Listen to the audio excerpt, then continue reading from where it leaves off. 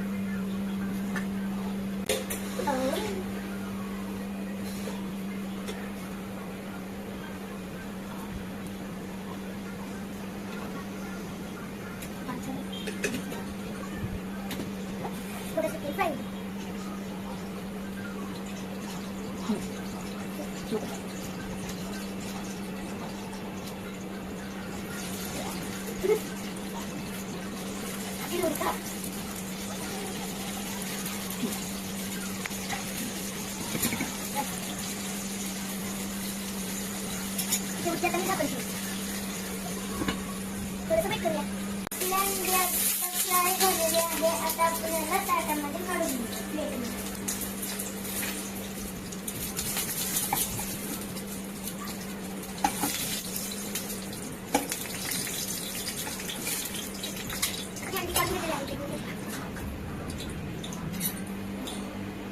आणि हे आपल्या ग्रेव्हीसाठी हे मसाले आहेत सगळे.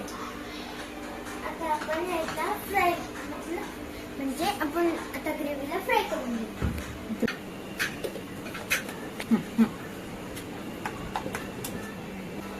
हे वाटण काढून घेतलेलं आहे. आता आपण याच्यामध्ये हळूहळू एक मसाले टाकून जाऊ. थोडस फ्राय करून